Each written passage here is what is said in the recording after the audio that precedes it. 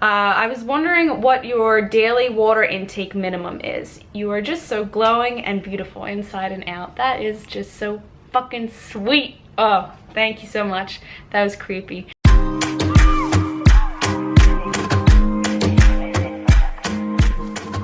So for my water intake, I don't have a minimum or maximum for myself for water. Every day I'm drinking smoothies, I'm drinking water when I wake up, drinking between meals. You know, I have these water dense foods all day long going in. So I don't calculate it, I just drink. I know I drink enough. I can feel when I'm not drinking enough, you know. Like you can feel it. I can feel like, oh my god, I need to drink a glass of water. It's all about making that connection, paying attention to your body, not going, oh, Susie drinks 6 glasses of water a day, I have got to drink 6 glasses of water a day, you know?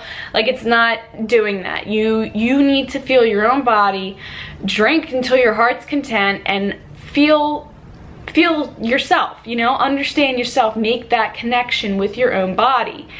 And that goes with food, that goes with sleep, that goes with working out, that goes with your mental health, that goes with resting and everything. You need to pay attention to you and fuck everyone else and what they're doing. Okay, this one. I ate an oily meal 2 days ago and gained 2 pounds from it. Will my body always react to junk foods this way? That's fucking bullshit. Okay, you didn't gain 2 pounds in 2 days. Literally, no, you didn't. My advice to you is to step away from the scale and realize that your body, especially if you're a woman, is going to fluctuate literally like 3 to 8 pounds at any given moment for several different reasons, depending on how much salt you've had, depending on if you're drinking enough water, how much sleep you've had, what kind of meals you're eating, what time of the month it is, if you pooped that day, if you drank a big smoothie that day. I tell this to my clients all the time. If I drink a huge smoothie, I'm gonna gain 2 or 3 pounds. And if I take a huge shit, I'm gonna lose like 2 or 3 pounds. Like, you're gonna lose, your body is forever flowing. You are, you know, it's gonna change. It's gonna change, like I said, probably around 5 pounds in the, like, I don't even know exactly what it is. But I do know that our bodies hold on to water and have waste inside of us, and then don't, and then have more food, and then so your weight will fluctuate even just in one day. So stay away from the scale and pay attention again to how you feel. Like, do you feel good? Does your stomach feel good? Do you feel bloated? If you feel bloated, step away from the salt, step away from the junky food. And, you know, you are probably bloated right now. You're definitely not, you didn't gain 2 pounds. Like, there's no way in hell that you gained 2 pounds in 2 fucking days. And I don't know, that's bullshit. But your body may react bad to junky food, and you may be a little bit bloated or whatever, and it's fine. So stay away from those if you don't want to feel that way. And, you know, plant-based foods are just as good as junk food. I think they're better because you get to eat them and then you get to feel amazing for the rest of the day, you know? So I don't really know if your body is just reacting to maybe the salt in it or the oil in it or whatever, but I just want you to know you didn't gain 2 pounds. I'll tell you that right now. Is it bad that, wow, there's a lot of questions about sodium. Is it bad that I hardly ever have sodium? What difference does it make if my daily sodium intake is pretty low? You do need sodium in your diet, but not the table salt sodium and not the salt that's in like sauces and stuff, the sodium that they add. No added MSG is what you're looking for. So, but you do need sodium from, you know, plant foods like tomatoes and celery. And if you feel okay putting sauce and salt on your food, that's on you. But everyone, I think, should go watch High Carb Hannah's recent video on sodium and how she feels about it. I think she put out a lot of really good information, a lot of solid, realistic information about it, that sodium messes with your natural taste buds, and, you know, it adds an addictive type of feeling towards your food, because that salt just makes you want more and more and more and more. Same with oils, same with refined sugars. So leaving those out and letting your taste buds readjust is going to benefit you greatly. You won't be as bloated. Sodium is not good for your blood pressure, for your heart, and you know, excessive sodium.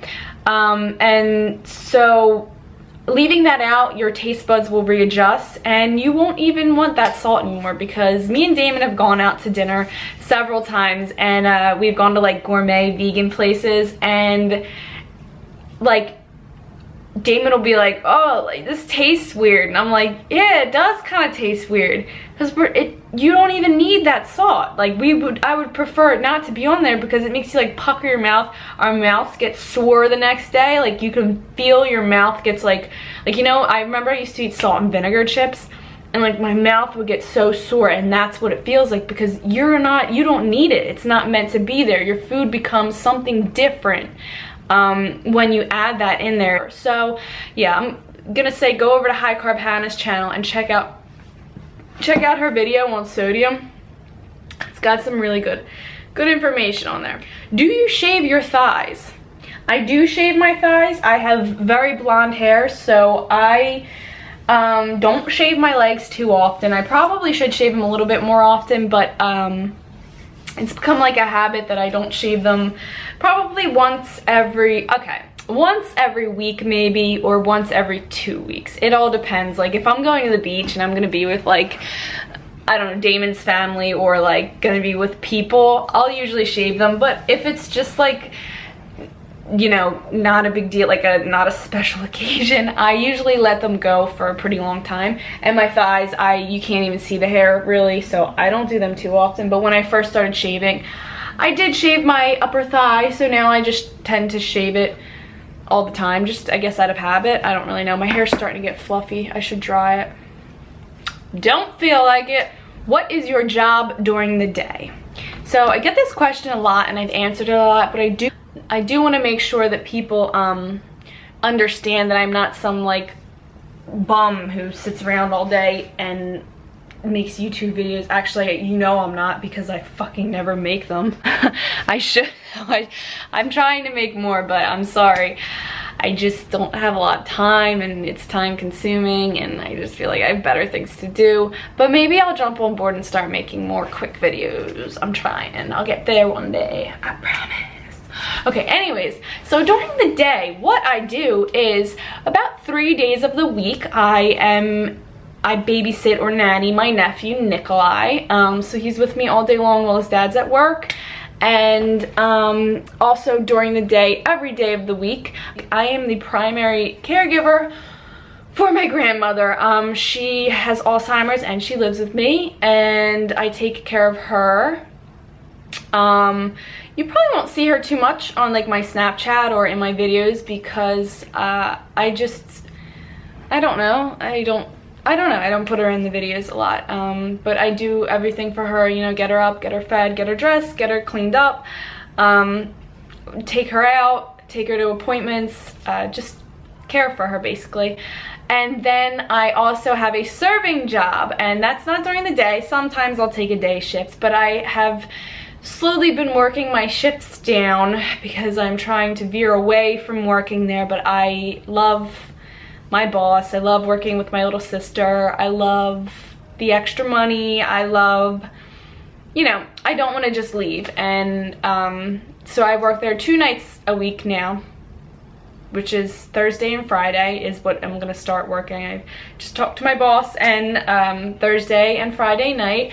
So I do that, and then I have my business, which is what I focus on a lot, and I have to work a lot because I have a lot of clients, and I want to spend as much time with each of them as I can, and I do, and I love talking to them and getting to know them, and making, you know, their plant-based transition as easy as possible and as enjoyable as possible, and, you know, just giving them exactly what they need based off of their goals, which it's all so different. Like, you guys are all so different, and I love that. Like, I love, you're even down to like your personalities. Like, some of you are just so quirky, and some of you are like serious a lot of the time, and it's just cool to see like different personalities, but everyone is just so interested in this lifestyle, and it's cool to see so many different people for so many different reasons coming to this lifestyle.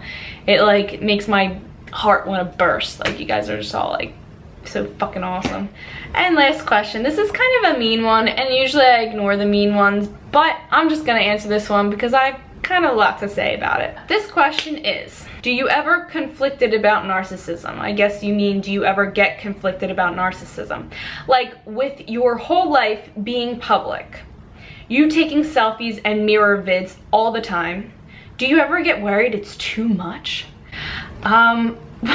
I have real life issues to worry about, so I don't worry about my YouTube videos or my mirror selfies because I don't take them that seriously. And I don't think you should take them that seriously either.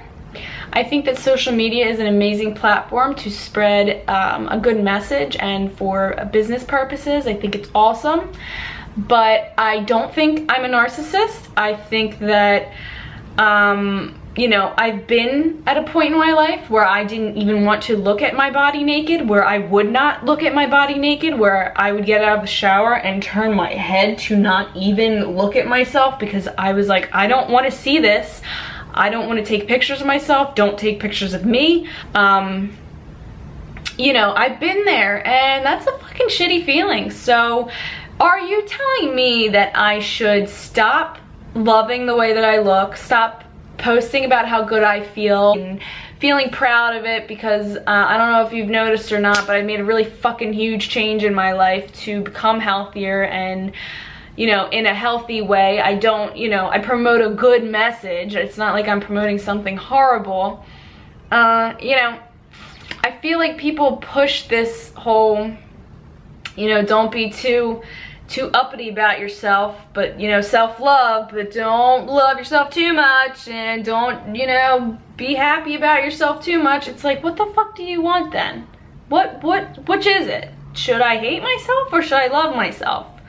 You gotta, you know, you gotta really think before you ask me these questions, because you come off sounding like a jealous asshole. I would say that maybe you need to be a little bit more narcissistic, if that's what you want to call it, and you need to start loving yourself and taking a peek at your body. And if you like what you see and you feel happy and healthy about it, then keep doing it. And if you don't like what you see and you feel unhealthy and sloppy and like you don't want to look at yourself the way that I look at myself, then you need to make some changes, and I would be more than happy to help you transition to a plant-based lifestyle with one of my 2 amazing programs. But that's just my opinion. So yeah. And if you're interested in going plant-based, you can just visit my website, STELLATHELIGHT.com, for more information on my plant-based programs and ebooks. And if you just hit the contact me button, you can tell me your story, why you want to go plant-based, what your goals are, you know, what your story is, and I can get you started on your own plant-based journey. Thanks again for watching, guys. I'll see you for the next video.